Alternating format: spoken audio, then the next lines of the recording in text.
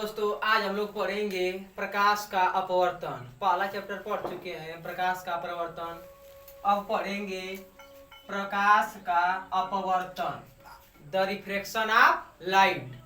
The refraction of light. प्रकाश का अपवर्तन का मतलब होता है कि जब हम कोई गेंद फेंकते हैं किसी दीवार पर तो गेंद टकरा कर कहाँ आती है वापस, उसे बोलते हैं परावर्तन। जब किसी गेंद को हम किसी दीवार पर मारते हैं ठोकर तो वह गेंद वापस लौट कर हमारे ही पास आ जाती है तो उसको कहते हैं अपवर्तन। क्या बोलते हैं? अपवर्तन। अपवर्तन। लेकिन यदि गेंद फेंके वह दीवार से उस पार चल जाए, किसी खिड़की से होकर दीवार के उस पार चल जाए तो उसे क्या बोलेंगे? अपवर्तन।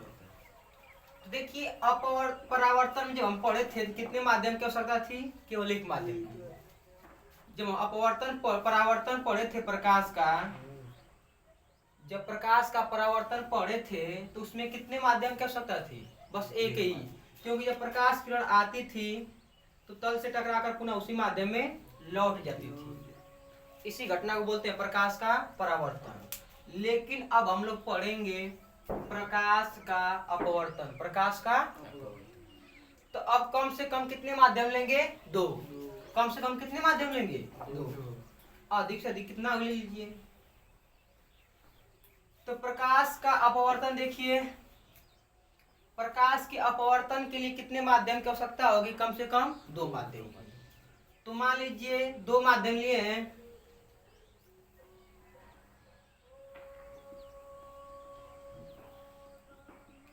ऊपर कौन सा माध्यम है? ऊपर मान लेते हैं वायु। क्या मान लेते हैं? कुछ भी मान लीजिए। ऊपर क्या है? वायु। और नीचे क्या है? जल। दो माध्यम हुआ ना, एक हवा माध्यम एक पानी माध्यम। तो जब प्रकाश किरण प्रकाश स्रोत से आ रही है, प्रकाश किरण कहां से आ रही है? प्रकाश स्रोत से। तब प्रकाश स्रोत से आने वाली प्रकाश किरण को क्या बोलते हैं? आपतित किरण। क्या बोलते हैं? आपतित किरण। क्या कहेंगे?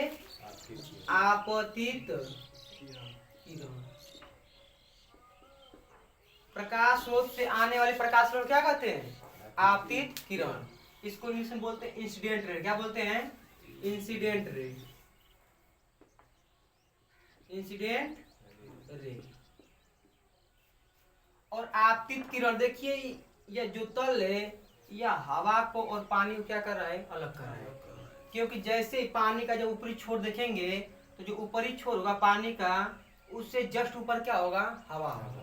तो दोनों को विभाजित करने वाला कोई तल होगा ना, उसी को बोलते हैं परावर्तक तल या अपवर्तक तल या कुछ ही बोल दीजिए। तो देखिए जब प्रकाश किरण प्रकाश स्रोत से आ रही है तो इसका नाम क्या है? आपतित किरण या बोलते हैं इंसिडेंट रे। आपतित किरण तल के जिस बिंदु पर पड़ती है उसे कहते हैं आपतन बिंदु। क्या कहते हैं? आपतन बिंदु। प्रकाश किरण तल के जिस बिंदु पर पड़ती है उसे आपतन बिंदु। आपतन बिंदु को कहते हैं इंसिडेंस पॉइंट। क्या कहते हैं? Incidence point. और इंसिडेंस पॉइंट से खींचा गया लंब, खींचा गया क्या कहलाता है? अभिलंब। और आपतन बिंदु से खींचा गया लंब क्या कहलाता है? अभिलंब। प्रकाश स्रोत से चलने वाली प्रकाश किरण को क्या बोलते हैं? आपतित किरण। आपतित किरण तल के जिस बिंदु पर पड़ती है उसे आपतन बिंदु। और आपतन बिंदु से खींचा गया लंब क्या कहलाएगा? अभिलंब। अभिलंब। इसको बोलते हैं नॉर्मल। क्या बोलेंगे? नॉर्मल। कोई दिक्कत? अब देखिए, अब प्रकाश किरण का कुछ प्रकाश तो परावर्तित हो जाएंगे। सभी प्रकाश किरणें अपवर्तित नहीं होती हैं। कुछ प्रकाश किरणें वो आपस क्या होती हैं? परावर्तित। इसीलिए हमें देखेंगे तो पानी चमकता हुआ दिखाई देता है। चमकता हुआ दिखाई इसलिए देता है क्योंकि कुछ प्रकाश किरणें वापस लौट कर आ जाती हैं। तो अधिकांश भाग क्या हो जाएंगी? अपवर्तित हो जाएंगी। क्या हो जाएंगी? अपवर्तित हो जाएंगी ना जी। तो देखिए इसका मुख्य रास्ता, अगर यह पानी नहीं होता तो प्रकाश किरण का मुख्य रास्ता ये नहीं होता जी। जिस मार्ग से जा रही है उसी मार्ग से क्या करती? निकल जाती है। क्योंकि हम जानते हैं प्रकाश एक सीधी रेखा में चलता है। प्रकाश एक सीधी रेखा में चलता है। जब प्रकाश एक सीधी रेखा में चलेगा, अगर यह पानी नहीं होता तो प्रकाश इसी प्रकार निकल जाता ना। लेकिन क्या है, पानी। जब पानी है तो प्रकाश का क्या बदलेगा, वेग। वेग क्या हो जाएगा, बदल जाएगा। जिससे अब हवा में दौड़ रहे हैं तो हवा में फड़फड़ा के दौड़ेंगे ना, तो वहाँ वेग आपका क्या है, अधिक है। लेकिन जैसे ही पानी प्रवेश करेंगे आपका वेग क्या हो जाएगा, धीमा हो जाएगा। तो प्रकाश किरण वायु से क्या रही है, जल में, तो अपने मुख्य रास्ते क्या करेगी, छोड़ देगी। क्योंकि जब इसका वेग कम हो जाएगा तो यह क्या करेगी, या तो अविलंब की ओर झुकेगी या अविलंब से दूर हटेगी। तो देखिए, जब प्रकाश किरण एक माध्यम से दूसरे माध्यम में प्रवेश कर रही है तो अपने मुख्य रास्ता क्या कर रही है, छोड़ दे रही है। इसी घटना को बोलते हैं प्रकाश का अपवर्तन। इसी घटना क्या बोलते हैं, प्रकाश का अपवर्तन। खुशहाल देखो इधर, जब प्रकाश किरण एक माध्यम से, यह क्या है, हवा है ना, एक माध्यम हुआ ना जी, N1 कौन माध्यम है, N1 माध्यम, कोई दिक्कत। यह कौन सा माध्यम हुआ, N2। तो जब प्रकाश किरण एक माध्यम से दूसरे माध्यम में प्रवेश करती है तो अपन मुख्य रास्ता क्या कर रही है, छोड़ दे रही है, या मुख्य रास्ते से विचलित हो जा रही है जी। इसी घटना को बोलते हैं प्रकाश का अपवर्तन। प्रकाश का अपवर्तन। अब देखिए, माध्यम कितने लिए हैं, दो, 1 माध्यम और 2 माध्यम। अब देखिए इससे संबंधित और एक बात और ध्यान दीजिए, जब प्रकाश किरण एक माध्यम से दूसरे माध्यम प्रवेश करती है तो उसका क्या बदलता है, वेग। क्या बदलता है, वेग। और क्या बदलता है, तरंगदैर्ध्य। क्या बदलता है, लेकिन जो आवृत्ति होती है वह क्या होती है, निश्चित होती है। जब प्रकाश किरण एक माध्यम से दूसरे माध्यम प्रवेश करती है तो उसका वेग बदलता है, तरंगदैर्ध्य बदलेगा, लेकिन आवृत्ति क्या रहती है, सेम रहती है, आवृत्ति नहीं बदलती है। अब देखिए,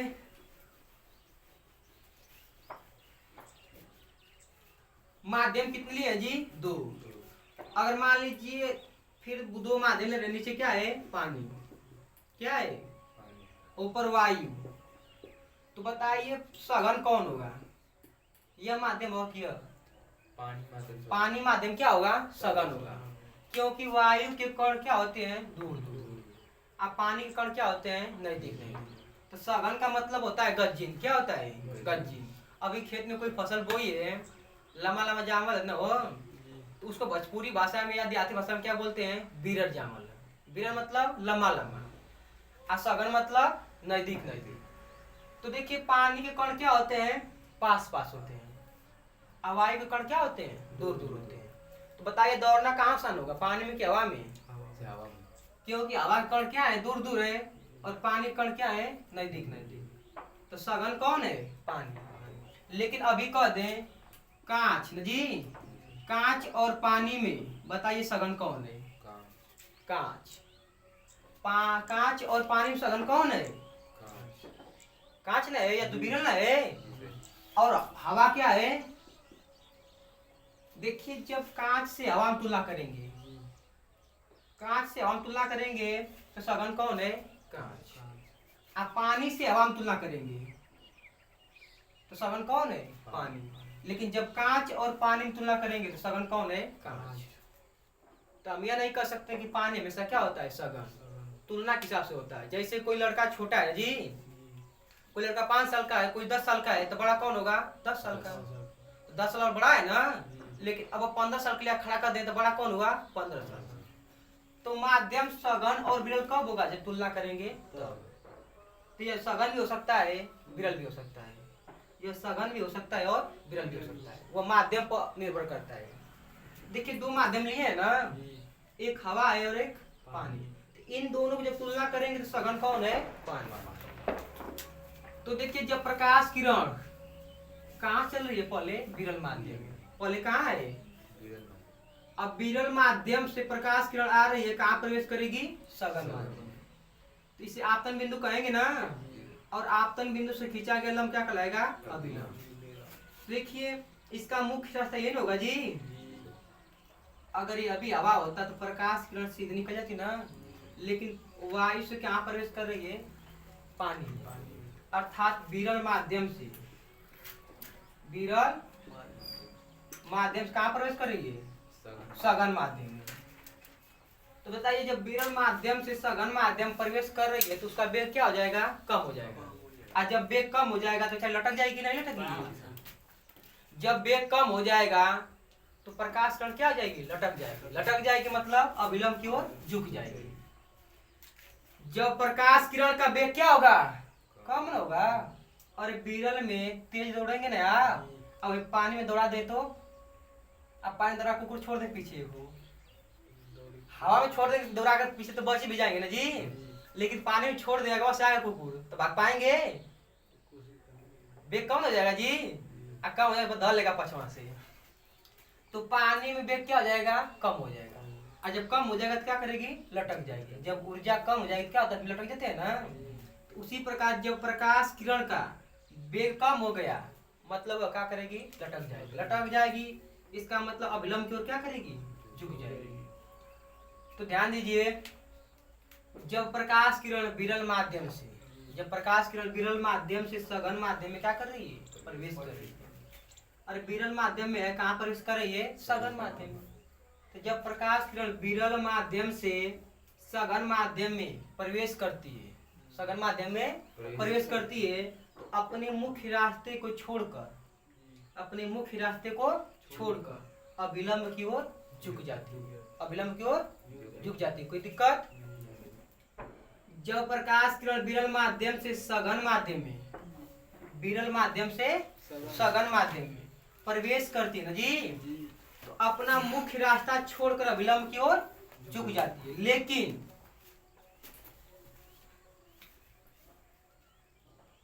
इसको क्या मान लें? सघन माध्यम। अब मान लीजिए प्रकाश स्रोत यहाँ पर है, प्रकाश स्रोत यहाँ पर है।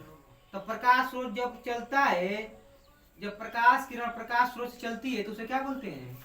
आपतित किरण। जब प्रकाश स्रोत से कोई प्रकाश किरण चलती है तो उसे क्या बोलते हैं? आपतित किरण। आपतित किरण तल के जिस बिंदु पर पड़ेगा उसे आपतन अवलंब, न जी। आपतित किरण तल के जिस बिंदु पर पड़ेगा उसे आपतन बिंदु कहते हैं। क्या कहते हैं? और आपतन बिंदु से खींचा गया लंब क्या कहलाएगा? अभिलंब।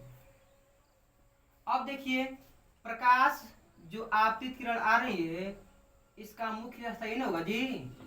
लेकिन देखिए ऊपर कौन सा माध्यम है? विरल। और नीचे कौन सा माध्यम है? सघन। अब बताइए जब प्रकाश किरण सघन माध्यम से विरल माध्यम प्रवेश करे तो वेग बढ़ेगा घटेगा? अरे जब पानी में दौड़ रहे हैं और जैसे बाहर निकलेंगे तो वेग बढ़ जाएगा ना। और जब वेग बढ़ेगा तो फरफरा के भागेंगे। अब फरफरा के भागेंगे तो अविलंब के क्या कर देंगे? छोड़ देंगे। अर्थात अविलंब से क्या हो जाएंगे? दूर। अविलंब से क्या हो जाएंगे? तो जब प्रकाश किरण सघन माध्यम से, सघन माध्यम से विरल माध्यम में प्रवेश करती है, जब प्रकाश किरण सघन माध्यम से, सघन विरल माध्यम में प्रवेश करती है तो अपना मुख्य रास्ता क्या कर रही है? छोड़ रही है। और छोड़कर अविलंब से देखिए कहाँ है? दूर है। तो अविलंब से दूर भागती है ना। और यहाँ पर क्या था कि जब प्रकाश किरण विरल माध्यम से, विरल माध्यम से कहाँ प्रवेश कर रही है? सघन माध्यम में। तो अपना मुख्य रास्ता छोड़कर अविलंब की ओर झुक रही है। और इसमें देखिए जब कोई प्रकाश किरण सघन माध्यम से, सघन माध्यम से जी कहाँ प्रवेश कर रही है? विरल माध्यम। तो अपना मुख्य रास्ता छोड़कर अविलंब से दूर हटती है। तो दो पॉइंट बहुत इंपॉर्टेंट हैं। पहला है कि जब कोई प्रकाश किरण, जब कोई प्रकाश किरण विरल माध्यम से सघन माध्यम में प्रवेश करती है, विरल माध्यम से सघन माध्यम में प्रवेश करती है तो अपना मुख्य रास्ता छोड़कर अविलंब की ओर झुक जाती है। लेकिन जब कोई प्रकाश किरण सघन माध्यम से, सघन माध्यम से विरल माध्यम में प्रवेश करती है तो अपना मुख्य रास्ता छोड़कर अविलंब से दूर हटती है। अविलंब से क्या होगी? दूर हटेगी।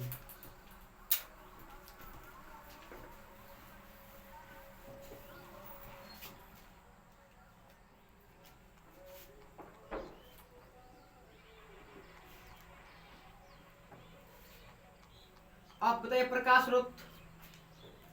स्रोत से कोई प्रकाश किरण आ रही है ना। और जब प्रकाश स्रोत से प्रकाश किरण आ रही है तो इसका नाम क्या होगा? आपतित किरण। आपतित किरण तल के जिस बिंदु पर पड़ेगी आपतन बिंदु, आपतन बिंदु से खींचा गया लंब अभिलंब। देखिए इसका मुख्य रास्ता यही होगा जी। लेकिन जब प्रकाश किरण कहां से रहे? विरल से सघन में ना, विरल से सघन में। तो अपना मुख्य रास्ता छोड़कर क्या करेंगे? अभिलंब की ओर झुक जाएगी। तो देखिए यह क्या है? आपतित किरण और यह क्या है? अभिलंब। आपतित किरण और अभिलंब के बीच बना कोण को क्या कहते हैं? आपतन कोण। आपतित किरण और अभिलंब के बीच बना कोण को आपतन कोण दिखाते हैं आई से। क्या कहेंगे? आपतन कोण। अब देखिए कौन सी किरण है? अपवर्तित किरण। कौन किरण है? अपवर्तित किरण। अपवर्तित किरण, अपवर्तित किरण, रिफ्रैक्टेड रे। देखिए तो अभिलंब, यह क्या है? अभिलंब और अपवर्तित किरण के बीच कुछ कोण बन रहा है ना। अपवर्तित किरण और अभिलंब के बीच कोण बन रहा है, इसको कहते हैं अपवर्तन कोण। क्या कहते हैं? आ दिखाते हैं आर। इसका नाम क्या है? अपवर्तन कोण। अपवर्तन कोण। तो प्रकाश का अपवर्तन की परिभाषा क्या होगी? जब कोई प्रकाश किरण एक माध्यम से दूसरे माध्यम में प्रवेश करती है। जब कोई प्रकाश किरण एक माध्यम से दूसरे माध्यम में प्रवेश करती है तो अपने मुख्य रास्ते से क्या होती है? विचलित हो जाती है। और छोड़ रही मतलब विचलित हो जा रही है। इसी घटना को बोलते हैं प्रकाश का अपवर्तन। प्रकाश का अपवर्तन। अब देखिए प्रकाश अपवर्तन के कितने नियम होते हैं? 2 नियम। जैसे हम लोग पढ़े थे प्रकाश परावर्तन कितने नियम होते हैं? 2। तो प्रकाश के अपवर्तन के भी कितने नियम होंगे? 2। प्रकाश अपवर्तन कितने नियम होंगे? 2 नियम। प्रकाश अपवर्तन कितने नियम होंगे जी? 2 नियम।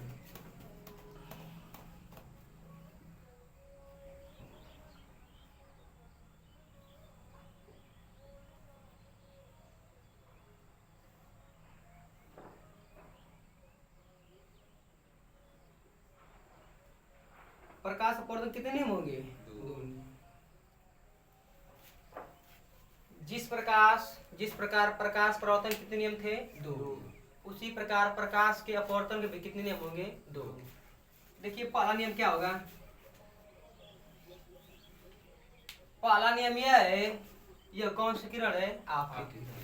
और यह कौन किरण है? अपवर्तित किरण। यह कौन किरण है? आपतित किरण। यह क्या है? अभिलंब। और यह कौन सी किरण है? अपवर्तित। कोई दिक्कत? देखिए प्रकाश अपवर्तन का पहला नियम क्या है? यह कौन सी किरण है? आपतित किरण। और यह कौन सी किरण है? अपवर्तित। और यह क्या है? अभिलंब। देखिए तीनों एक ही बिंदु पर है कि नहीं? आपतित किरण, आपतित किरण, अपवर्तित किरण और अभिलंब तीनों एक ही बिंदु पर है। तो पहला नियम यही है।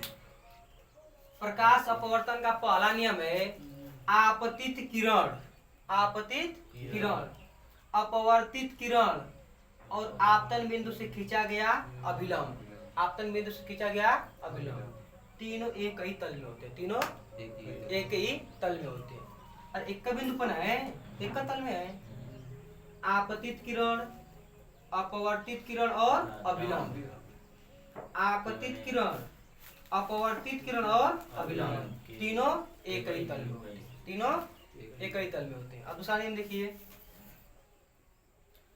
दूसरा नियम में देखिए हम लोग पढ़ते हैं प्रकाश के अपवर्तन में कम से कम कितने माध्यम लिए हैं? 2 माध्यम। कम से कम कितने माध्यम लिए हैं? 2 माध्यम। तो जब हम लोग ये अभी जानते हैं कि प्रकाश में कितने रंग होते हैं? 7 रंग। प्रकाश में कितने रंग होते हैं? 7 रंग। अब प्रकाश में 7 रंग होते हैं। सबसे पहले किस वैज्ञानिक ने बताया था? न्यूटन। किसने बताया था? न्यूटन ने। प्रकाश में कितने रंग होते हैं? 7 रंग। सबसे पहले किसने बताया था? न्यूटन ने। तो देखिए जनरली देखा गया है कि प्रकाश में 7 रंग होते हैं और सातों रंग मिलकर एक श्वेत प्रकाश बनाते हैं। क्या बनाते हैं? श्वेत प्रकाश। क्योंकि इसमें 7 रंग दिखाई दे रहा है, मतलब 7 रंग मिलकर एक श्वेत प्रकाश बना रहे हैं। इनकी चाल वायु और निर्वात में क्या होती है? लगभग समान होती है। सातों रंगों की चाल वायु और निर्वात में लगभग क्या होती है? बराबर होती है। लेकिन यह जब जैसे ही एक माध्यम से दूसरे माध्यम प्रवेश करेंगे, इसे सघन से विरल प्रवेश करेंगे या विरल से सघन में प्रवेश करेंगे, सभी की रंगों की चाल अलग अलग क्या हो जाएगी? बदल जाएगी। प्रकाश में कितने रंग होते हैं? 7 रंग। कितने रंग होते हैं? 7 रंग। तो जब प्रकाश में 7 रंग होते हैं, जैसे यह सघन माध्यम प्रवेश करेगी तो 7 रंग की चाल क्या होती है? बदल जाती है। क्या होती है? इसलिए हम केवल प्रकाश के एक रंग के लिए पढ़ रहे हैं। कितने रंग के लिए? एक रंग। एक रंग में कोई भी रंग हो सकता है, सातों में से, सातों रंग में से कोई भी रंग हो सकता है। कितने माध्यम लिए हैं? 2 माध्यम। कितने माध्यम लिए हैं? 2 माध्यम। माध्यम 1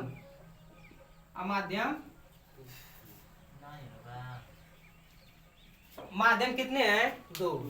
माध्यम 1 और माध्यम 2। कोई दिक्कत? अब ध्यान सुनिए प्रकाश अपवर्तन का दूसरा नियम। किन्हीं 2 माध्यमों के लिए, कितने माध्यम लिए हैं? तो किन्हीं 2 माध्यमों के लिए और प्रकाश के एक ही रंग के लिए, प्रकाश के एक ही रंग के लिए आपतन कोण की ज्या, आपतन कोण की, आपतन कोण की ज्या, साइन को हिंदी में कहते हैं ज्या। साइन को हिंदी में क्या कहते हैं? ज्या। आकाश को कोज्या, साइन को हिंदी में क्या कहते हैं? ज्या। तो ध्यान सुनिए, माध्यम कितने लिए हैं जी? 2। तो किन्हीं भी 2 माध्यमों के लिए, किन्हीं भी 2 माध्यमों के लिए, अब प्रकाश के एक रंग के लिए, प्रकाश के एक रंग के लिए, किन्हीं भी 2 माध्यमों के लिए और प्रकाश के एक ही रंग के लिए आपतन कोण की ज्या।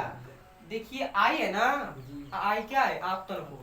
आपतन कोण की ज्या और अपवर्तन कोण की ज्या, अपवर्तन कोण की ज्या, अपवर्तन कोण की ज्या का अनुपात। बटा का मतलब क्या होता है? अनुपात। एक नियतांक होता है। क्या होता है? नियतांक होता है। यही अपवर्तन का दूसरा नियम है। इसे स्नेल का नियम भी कहते हैं। इसे स्नेल का नियम भी कहते हैं। तो देखिए प्रकाश अपवर्तन कितने नियम हुए? 2। पहला नियम है आपतित किरण, अपवर्तित किरण और अभिलंब। आपतित किरण, अपवर्तित किरण और अभिलंब तीनों एक ही तल में होते हैं। और दूसरा नियम है किन्हीं भी 2 माध्यमों के लिए, किन्हीं 2 माध्यमों के लिए और प्रकाश के एक के रंग के लिए आपतन कोण की ज्या और अपवर्तन कोण की ज्या का अनुपात। बटा का मतलब अनुपात। एक नियतांक होता है, एक नियतांक होता है, जिसे स्नेल का नियम भी कहते हैं। इसे स्नेल का नियम भी कहते हैं। तो सबसे पहले परिभाषा प्रश्न पूछेगा कि प्रकाश के अपवर्तन का परिभाषा दीजिए। प्रकाश अपवर्तन के परिभाषा दीजिए। इसके कितने नियम होते हैं? लिखिए। इसके कितने नियम होते हैं? लिखिए। तो प्रकाश अपवर्तन का परिभाषा क्या होगा? जब प्रकाश किरण एक माध्यम से दूसरे माध्यम में प्रवेश करती है, जब प्रकाश किरण एक माध्यम से दूसरे माध्यम में प्रवेश करती है तो क्या हो रहा है? अपने मुख्य रास्ते से विचलित हो रही है। क्या हो रही है? इसी घटना को बोलते हैं प्रकाश का अपवर्तन। अब हेडिंग डालेंगे प्रकाश अपवर्तन के निम्नलिखित कितने नियम होते हैं? 2। प्रकाश अपवर्तन के निम्नलिखित 2 नियम होते हैं। पहला नियम आपतित किरण, अपवर्तित किरण और अभिलंब तीनों एक ही तल में होते हैं। दूसरा का नियम किन्हीं 2 माध्यमों के लिए, किन्हीं 2 माध्यमों के लिए और प्रकाश के एक ही रंग के लिए आपतन कोण की ज्या और अपवर्तन कोण की ज्या का अनुपात क्या होता है? एक नियतांक होता है।